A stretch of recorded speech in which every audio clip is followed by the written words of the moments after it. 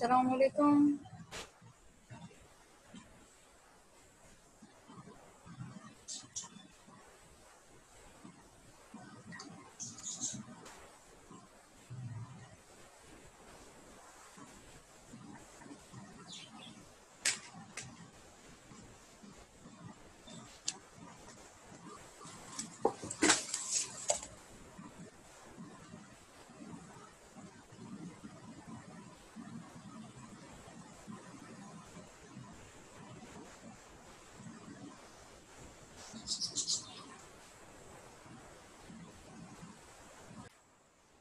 अस्सलाम वालेकुम। क्लास को स्टार्ट करते हैं। कल हम जो हैं वो कुषाण ख़ानदान पढ़ रहे थे। तो कुषाण ख़ानदान में जो है वो काफ़ी चीज़ें रह गई थी। कुषाण ख़ानदान एक तरीके से जो है वो गोल्डन एरा कहलाएगा, क्योंकि इसमें जो है हमें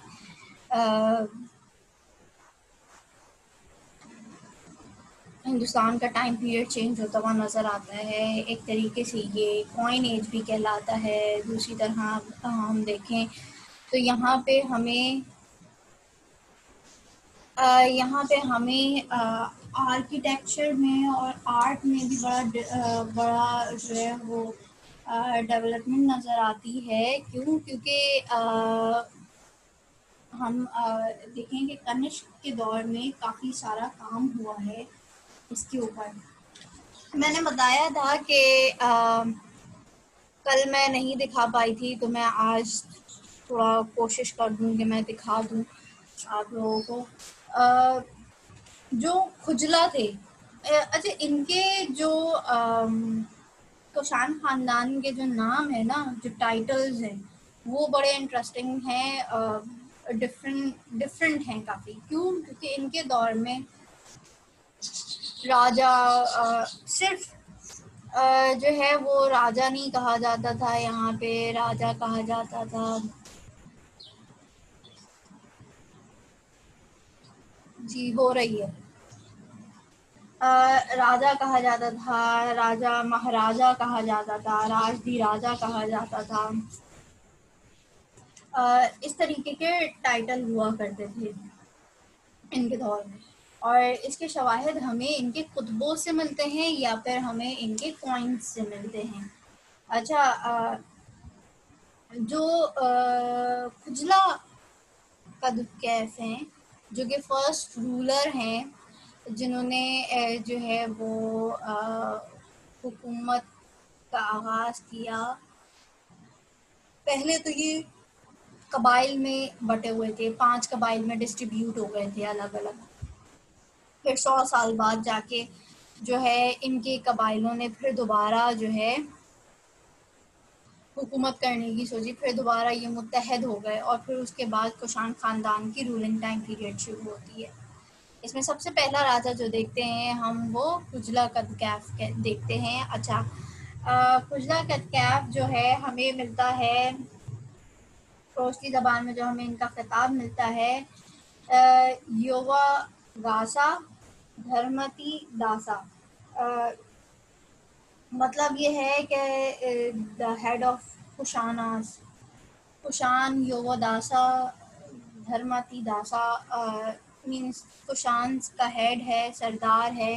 इनका ये खिताब था, ठीक है, इनका ये खिताब था। और इनके ही दौर में हमें जो है वो काफ़ी सारे जो है मजहबी कॉइन्स भी मिलते हैं, जिससे मालूम होता है कि ये कहीं ना कहीं जो है वो ज़्यूस को भी मानते थे। जैसे ग्रीक इन्फ्लुएंस इनके अंदर ज़्यादा था।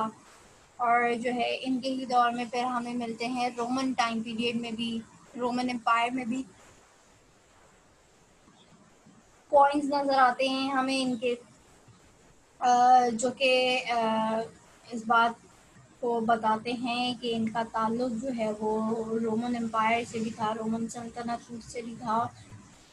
या फिर जो है वो तिजारत की जाती थी उनसे, जिसकी वजह से कॉइन्स यहाँ पे गए। इनका इंतकाल हो जाता है और फिर इनके इंतकाल के बाद जो हैं वो, अच्छा, ही नहीं, काफ़ी ज़्यादा जहाँ हम किताबों में देखते हैं वहाँ पे हमें इसके बाद खुजला कद कैफ के बाद जो है हमें सिर्फ वीमा कद कैफ मिलते हैं, जो कि ये हैं। इनका टाइम पीरियड हमें नहीं नज़र आता, मेंशन किताबों में ज़्यादा नहीं है। ये तस्वीर शेयर हो रही है, ये जो मैं पीडीएफ शेयर कर रही हूँ, ये आप लोग से हो रही है?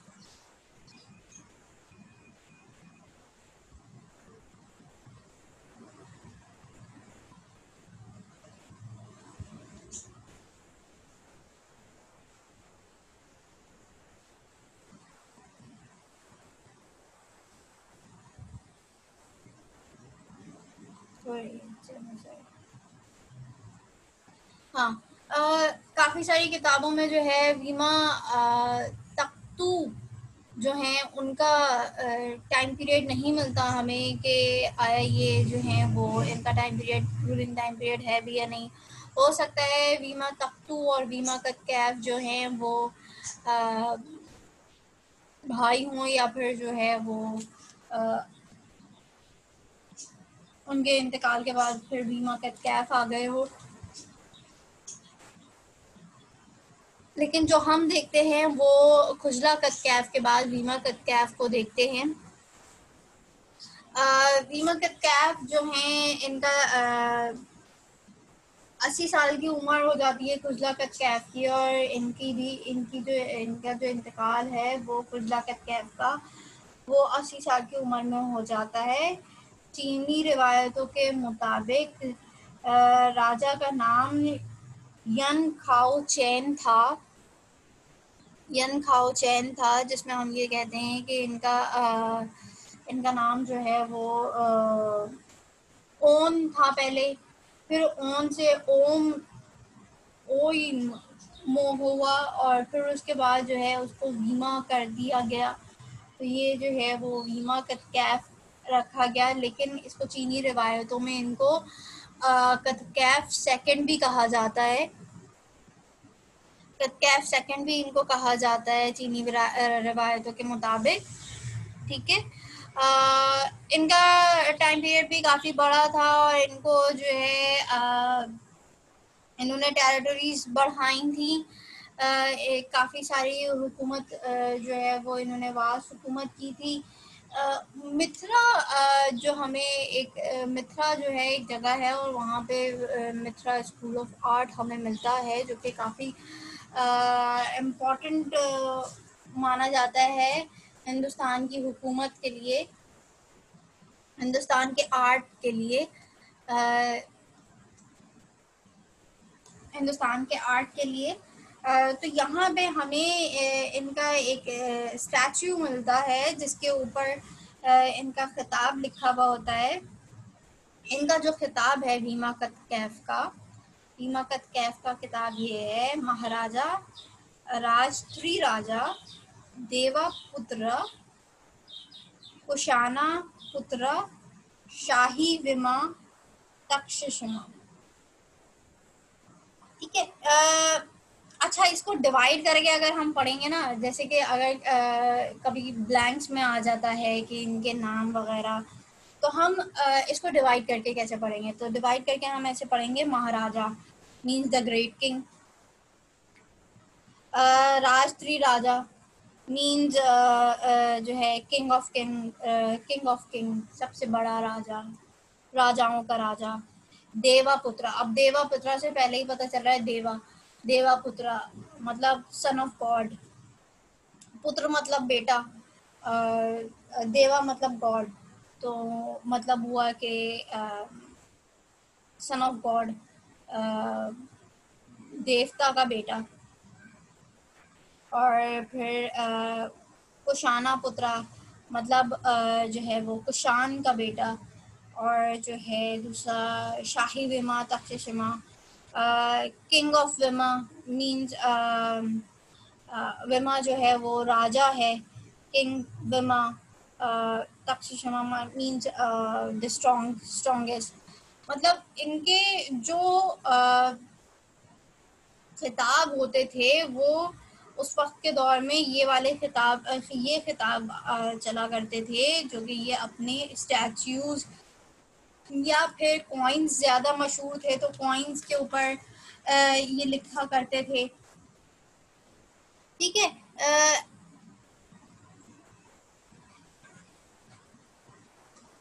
ये बात एक तरीके से साफ जाहिर होती है कि उजला के पास बैक्टीरिया का इलाका था, बैक्टीरियन का इलाका था, और ऊपर के जो नॉर्दर्न एरियाज़ हैं हिंदुस्तान के, वो इलाका इनके पास लगता था। लेकिन उसके बाद हम अगर वीमा कतकैफ के एरियाज़ देखें तो वीमा कतकैफ, अगर हम मिथुरा में हम जो है इनका स्टैचू देख रहे हैं और खिताब के साथ देख रहे हैं, तो इसका मतलब ये हुआ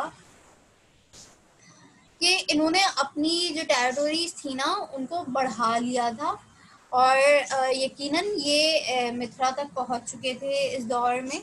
और कॉइन्स तो चल रहे थे जिसमें कॉपर और सिल्वर कॉइन्स थे। पहले गोल्ड कॉइन्स इशू हुआ करते थे, अब जो है इन्होंने कॉपर और सिल्वर कॉइन्स भी इशू करना शुरू कर दिए। हमें सिल्वर और कॉपर इनके कॉइन्स में बहुत सारी चीज़ें मिलती हैं। ठीक है। और डिटेलिंग में बताऊं तो सिखों से मालूम होता है कि वीमा ने हिंदुस्तान का लोकल टाइटल भी अपनाया था, जो कि उस वक्त जो है वो खरोष्टी ज़बान में हमें मिलता है।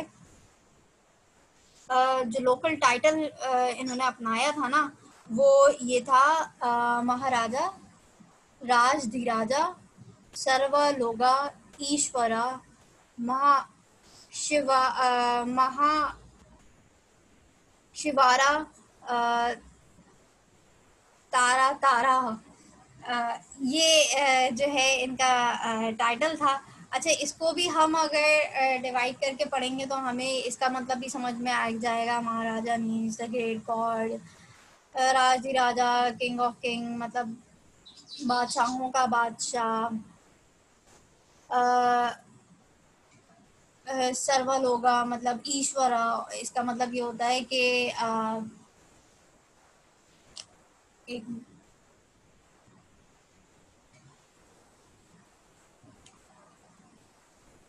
King of lord whole the earth, मतलब पूरे जो है वो दुनिया का जो है वो बादशाह। फिर इसमें ईश्वरा माहेश्वरा मीन्स जो है वो द ग्रेट गॉड, प्रोटेक्टर। इसमें ये सारी चीज़ें आ जाती हैं। ठीक है। इनको जो है इन नामों से जो है वो ईश्वरा जो है वो देवता का दूसरा नाम भी कहलाया जाता है। तो इस वजह से जो है ये इन्होंने यहाँ जब आए हैं तो इन्होंने यहाँ पे लोकल टाइटल भी अपनाए हैं। मैम ये इतनी मुश्किल नेम्स हैं जी, बहुत मुश्किल नेम्स हैं, लेकिन ये अगर सामने होता ना तो बड़ा इंटरेस्टिंग होता है इसको पढ़ने के लिए। लेकिन जूम पर पढ़ रहे हैं हम तो इस वजह से ये थोड़ा ना मुश्किल है। कोई बात नहीं, हो जाएगा। ये वीडियो आप देख लीजिएगा आप लोग, तो जब रिकॉल करेंगे ना तो हो जाएगा ये सारा।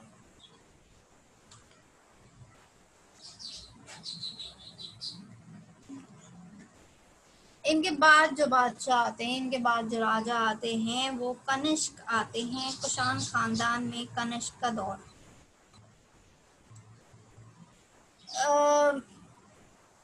मिथुरा स्टैचू में हमें जो है वो कनिष्का मिलता है। इनका नाम statue of Kanishka coat and boards and holding amounts. अच्छा, इनके जो स्टैचूज हैं जो हमें मिलते हैं उसमें कभी कनिष्क जो हैं वो कुछ होल्ड किए हुए होते हैं, कभी कुछ होल्ड किए हुए होते हैं, कभी जो हैं वो हम देखते हैं कि 4 सर भी निकले हुए हैं, हम इनके कॉइन्स में देखते हैं। ये माना जाता है कि कनिष्क जो हैं वो वीमा का बेटे हैं, लेकिन अगर हम अपनी जो है हिस्टोरिकल किताबों के मुताबिक, अगर हम आई.एच. कुरैशी के मुताबिक देखें तो हमें मिलता है कि वो इसी कबीले से ताल्लुक़ रखते थे, लेकिन वो वीमा के बेटे नहीं थे। चूँकि उस वक्त जो है वो किसी न किसी का होना लाजमी था, जिसकी वजह से इनके करीबी ज़रूर थे, लेकिन हो सकता है कि ये इनके करीबी ज़रूर हों, लेकिन जो है वो वीमा के बेटे ना हों, जिसकी वजह से जो है इनको वीमा का बेटा नहीं माना जाता, लेकिन ये वीमा के बाद बेटे हैं। तो कनिष्क आते हैं। उनके दौर में हमें बहुत सारे इंस्क्रिप्शंस मिलते हैं, पिलर्स मिलते हैं, मतलब बहुत सारे इंस्क्रिप्शंस मिलते हैं, और ज़्यादातर हमें ये खरोष्टी और बरहमी ज़बान में हमें मिलते हैं।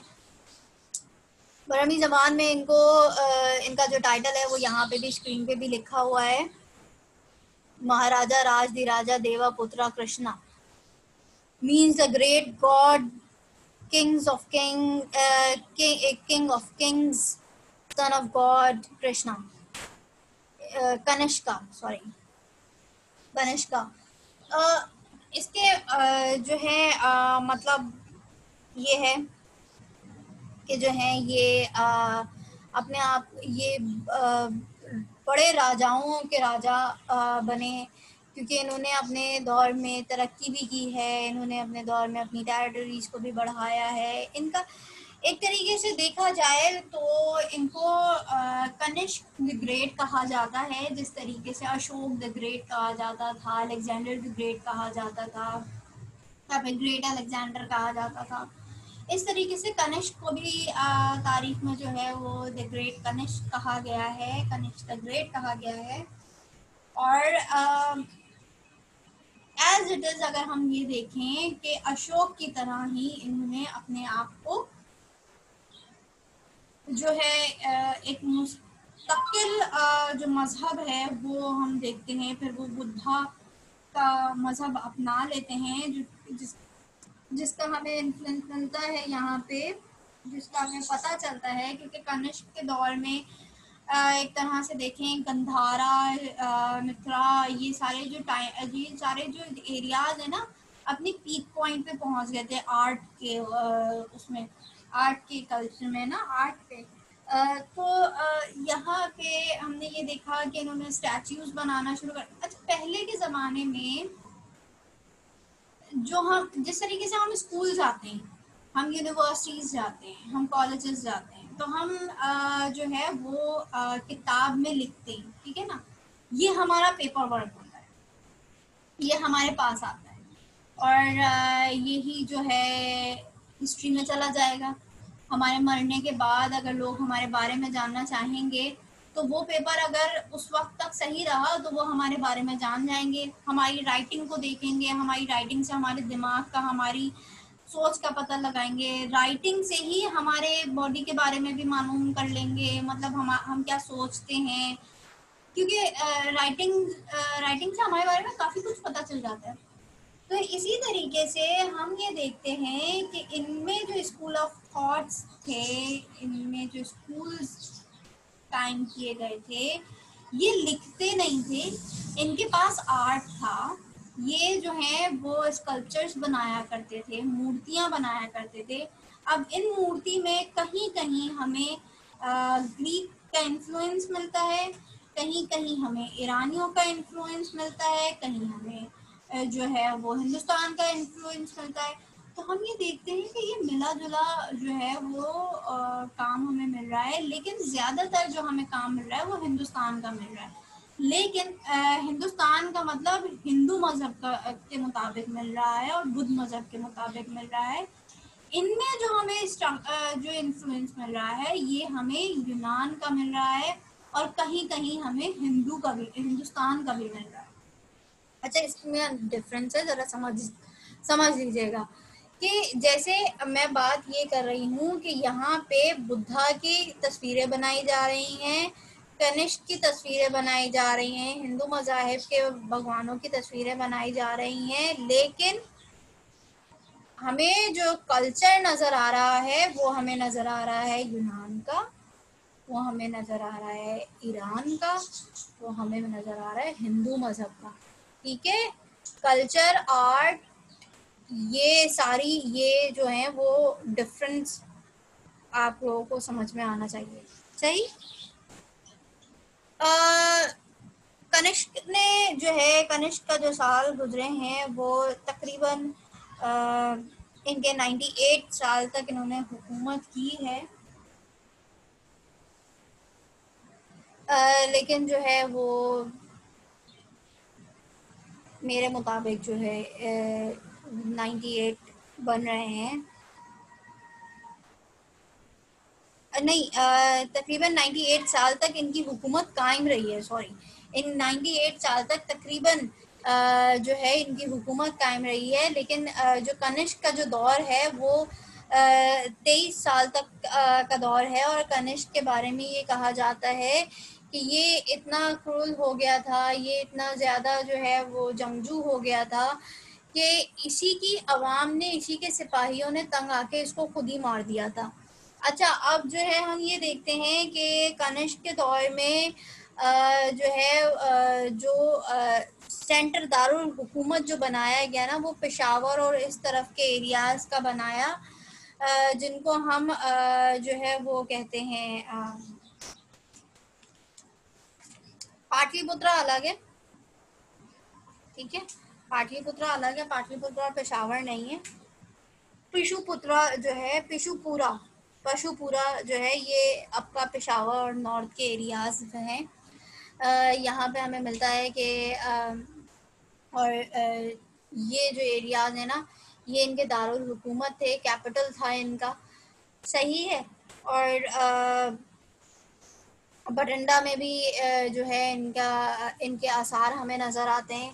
अच्छा, हम ये देखते हैं कि उज्जैन का इलाका हो गया, पिशुपुत्रा का इलाका हो गया, टैक्सिला गंधारा हो गया, पंजाब में भी हमें इनके बहुत सारे जो है वो इन्फ्लुएंस मिलते हैं, या फिर हमें जो है बीमा के कॉइन्स मिलते हैं।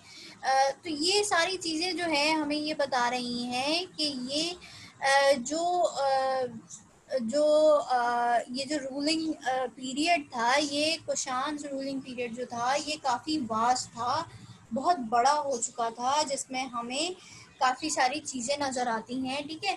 अच्छा, बड़ी इम्पोर्टेंट चीज़ है कि कुशान के दौर में कुशान के दौर में जो है हमें बुद्धा का इन्फ्लुएंस नज़र आता है। बुद्धा कुशान के ही दौर में बुद्धा के दो हिस्से हो जाते हैं। मतलब पहले ये एक ही थे, लेकिन बाद में जो है वो ये चेंज हो जाते हैं। कनिष्क के दौर में बुद्धा के मानने वालों में इख्तलाफात पैदा हो जाता है। एक ही लोग थे, एक ही फिरका था, लेकिन कनिष्क के दौर में हम देखते हैं कि ये फिरका जो है दो हिस्सों में बढ़ जाता है, दो गिरोह में तकसीम हो जाता है। एक जो है महायान कहलाता है, बड़ी सवारी कहलाया, जो कि बुद्धा में ही तब्दील करके जो है वो तब्दीली करके चल रहे थे, बुद्ध मत में तब्दीली करके वो चल रहे थे।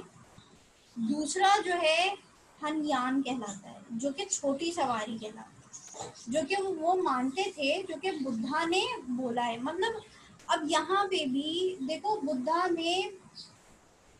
बुद्धा जब तक जिंदा रहे तब तक जो है उनके इस कल्चर का कोई कॉन्सेप्ट नहीं था, उनको जो है पूजा नहीं जाता था इस तरीके से, बस उनकी बातें सुनी जाती थी और उनको माना जाता था, ठीक है। लेकिन जैसे ही कनिष्क का दौर हम देखते हैं, उसमें हम ये देखते हैं कि दो गिरोह में जब ये बट गए हैं, तो यहाँ पे हम ये देखते हैं कि एक गिरोह वो पैदा होता है जो कि बुद्धा का स्कल्पचर बनाते और उसको पूजते हैं, मतलब मूर्ति बनाते हैं और उसको पूजते हैं, और उसका पूरा लाइफस्टाइल, उसकी पूरी एक हिस्ट्री, उसकी पैदाइश से लेके मरने तक की हिस्ट्री स्कल्पचर्स में जो है वो बना देते हैं, तैयार कर देते हैं।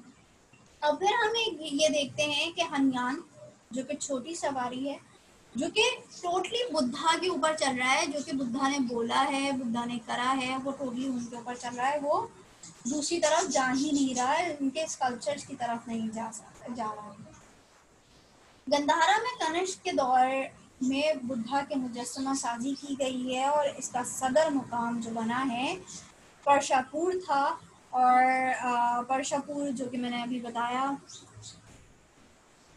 परशापुर था, जो कि मैंने अभी बताया कि ये पेशावर था, और इसको गंधारा मकतब फ़न भी कहा जाता था। ठीक है, यहाँ पे इसको गंधारा मकतब फ़न भी कहा जाता था परशापुर को। सही, यहाँ तक समझ में आ रहा है आप लोगों के? कोई क्वेश्चन है यहाँ तक? मैं काफ़ी स्पीड में बोले चली जा रही हूँ।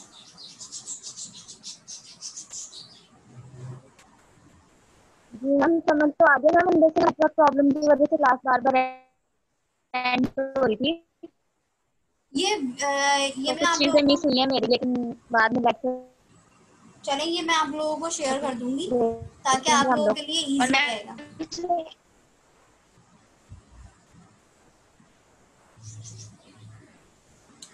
थोड़े आपकी आवाज़ समझ में नहीं आ रही, मैं ये शेयर कर दूंगी तो आप लोग उसके बाद सवाल पूछ लीजिएगा।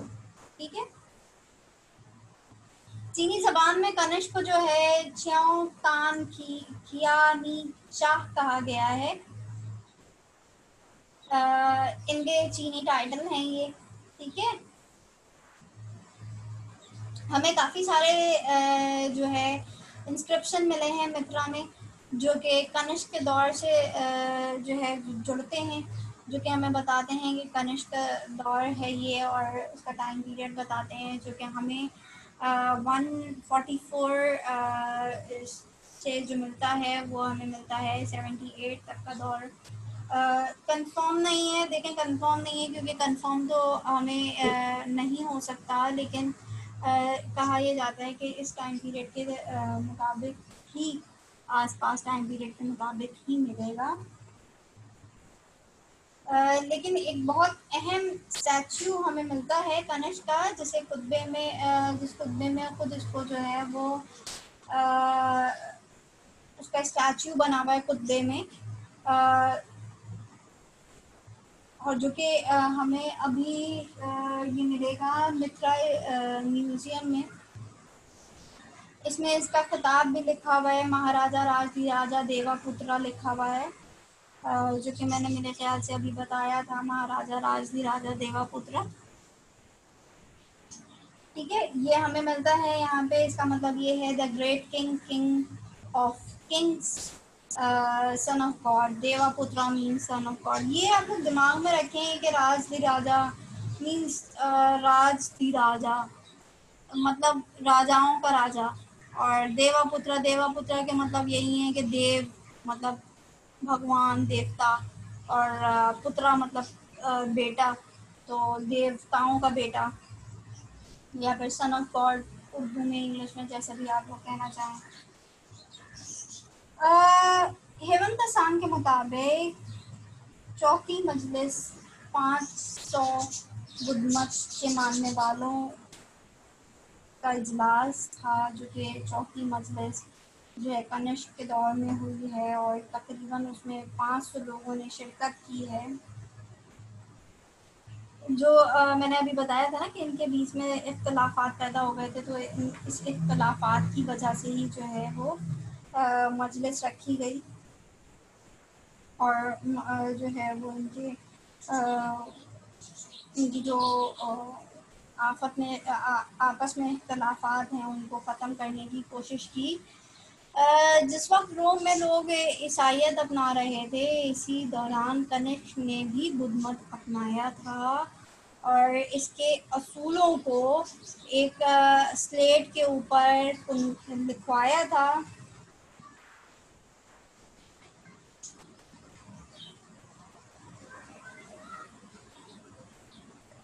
इसको लिखवाया था, और इसको इस स्लेट को जो है वो स्तूपा के नीचे दबवा दिया गया था। ठीक है, ताकि फिर उसको तब्दील ना किया जाए, उसको चेंज ना किया जाए। लेकिन हम ये देखते हैं कि एक मिनट, मैम को शान एम्पायर के अब असर मिलते हैं क्या? कुछ किताबें नहीं, हमें असर मिलते हैं ना कि हम अगर पेशावर, गिलगित, टैक्सिला इस साइड पे जाएंगे ना, देखो हमारे यहाँ सर्वे नहीं होता, लेकिन मेरी कोशिश होगी कम से कम वो एरियाज का सर्वे ज़रूर करवाऊँ आप लोगों को, जो कि जो कि जो है वो कराची के आसपास के एरियाज हैं। ठीक है, मेरी जो है कोशिश ज़रूर होगी ये, लेकिन अभी यूनिवर्सिटीज़ नहीं खुल रही। एक बात ये भी आ जाती है कि अभी यूनिवर्सिटीज़ नहीं खुल रही, तो बड़ा मुश्किल काम है। हमें इनका इन्फ्लुएंस मिलता है, हमें पता चलता है, मालूम होता है कि हाँ ये राजा थे, क्योंकि इनके इंस्क्रिप्शंस हमें मिल रहे हैं ना। हमें मिथिला स्कूल ऑफ आर्ट में हमें ये चीज़ मिली है। हम नेशनल म्यूज़ियम जाएंगे तो हमें वहाँ पे जो है वो मिलेगी, इनके इंस्क्रिप्शंस हमें मिलेंगे। तो ये चीज़ें तो हमें मिल रही हैं ना, नज़र आ रही हैं हमें ये चीज़ें। ठीक है, तो ये इनके शवाहिद हमें मिलते हैं, ये थे। लेकिन बुद्धा के मज़हब इख्तियार करने के बाद हमें ये नहीं मिलता कि बुद्धा के मज़हब इख्तियार करने के बाद कनेक्ट ने पूरी तरीके से बाकी मज़ाहिब को छोड़ दिया था। ग्रीक इन्फ्लुएंस भी हमें नज़र आता है, सुमेरियंस भी इसमें हमें नज़र आते हैं, हिंदू मज़हब भी हमें नज़र आता है। ये सब हमें इनके मज़ाहिब में मिलते हैं। और कैसे मिलते हैं? वो हमें इनके कॉइन्स से मिलते हैं, वो हमें इनके कॉइन्स से मिलते हैं। कॉइन्स नज़र आते हैं, ये कॉइन्स नज़र आ रहे हैं आप लोगों को? कॉइन एज से पता चलता है हमें।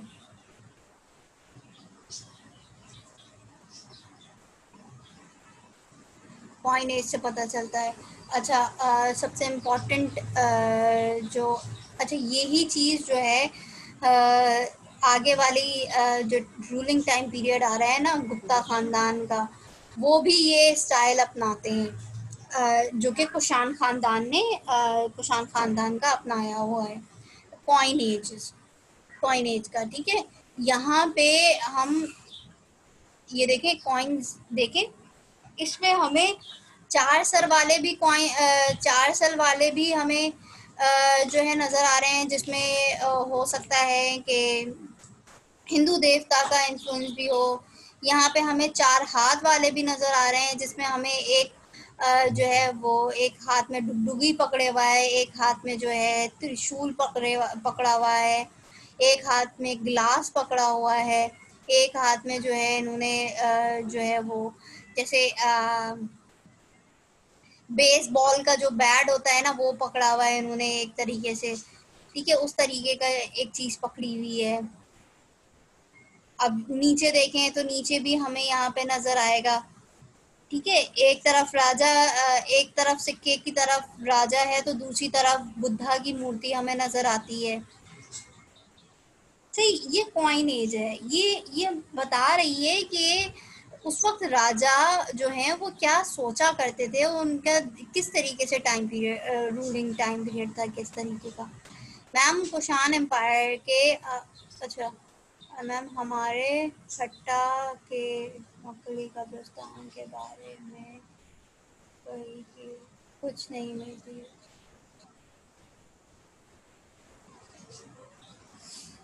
बात ये है कि ठट्टा का ठट्टा नहीं, मकली का कब्रिस्तान जो आप बता रहे हैं, चौखंडी का कब्रिस्तान हो गया, मकली का कब्रिस्तान हो गया। मकली में कुछ चीज़ें मिलती हैं हमें और मालूम भी है कि कौन सी किसकी कब्र है और कौन सी किसकी कब्र है। लोधी टाइम पीरियड की हमें कब्रें यहाँ पे मिलती हैं और काफ़ी सारे टाइम पीरियड्स की मिलती हैं। हाँ, चौखंडी चूँकि एक ऐसा इलाका है जहाँ पे सारे जो है ना वो काफ़ी ख़राब एरिया हो गया है, वहाँ पे चोरी डकैती का बहुत डर होता है। पानी के टैंकर्स वगैरह, पेट्रोल के टैंकर्स वगैरह खड़े होते हैं वहाँ पे, तो वहाँ पे जो है हमें ज़्यादा शवाहिद नहीं मिलते। देखो, एक बड़ी ख़राब सी हकीकत है कि हमने अपनी जो हमारे एंशियंट जगहें हैं ना, हमने उनका ख्याल नहीं रखा। भले ही वो किसी और मज़हब से ताल्लुक़ ज़रूर रखते हों, लेकिन और हम किसी और मज़हब से ताल्लुक़ रखते हों, लेकिन हमारे अंदर ये एक चीज़ होनी चाहिए कि हमें हर मज़ाहिब का जो है ना उसके तकद्दुस को पामाल नहीं करना। लेकिन हम जो है वो गुस्से में आ जाते हैं और हम देखते हैं कि ये तो पुराना है और इसके ऊपर किसी का इन्फ्लुएंस नहीं है, अभी तो उसको तोड़ डालो। तो ऐसा नहीं होना चाहिए, वो आपकी हेरिटेज में शामिल हो जाएगा, वो आपके पास एक ज़ख़ीरा हो जाएगा। आप जो है आप अपने आप को शो कर रहे हो लोगों में कि भाई आप किस तरीके से हो, लेकिन हमारे यहाँ ऐसा कुछ भी नहीं किया जाता है, जो कि बहुत गलत बात है। सोचने की बात है कि हमें अपने जो हमारी जो एंशियंट साइट्स हैं ना, हमें उसका बड़ा ख्याल रखना चाहिए। ये बड़ी ये हमारे अंदर की भी बात बताते हैं कि भाई हम जो है कितना ख्याल रखते हैं, कितना नहीं रखते। और जो चौखंडी की बात है कि चौखंडी में कुछ भी नहीं मिलता। देखो चौखंडी में हमने ख्याल नहीं रखा, इसलिए हमें टैक्सिला में भी कुछ नहीं मिलता, इसलिए हमें चौखंडी। लेकिन साइट है, साइट अपनी है ये, और जो है यहाँ पे हमें इनका इन्फ्लुएंस नज़र आता है, उन लोगों को नज़र आता है जो कि इसके बारे में जानते हैं। उनके देखने का नहीं है, जो इनके बारे में बिल्कुल नहीं जानते, उनको तो लगेगा कि एक बंजर ज़मीन है बस, तो और इसके बारे में क्या जाना। सही है ना। तो नहीं, काफ़ी लोग नहीं समझ पाते जो कि इससे ताल्लुक़ नहीं रखते, इसलिए वो ये बात नहीं समझ पाते। कुषाण ख़ानदान का आर्ट, कुषाण ख़ानदान में हमने बुद्धा का आर्ट देखा है,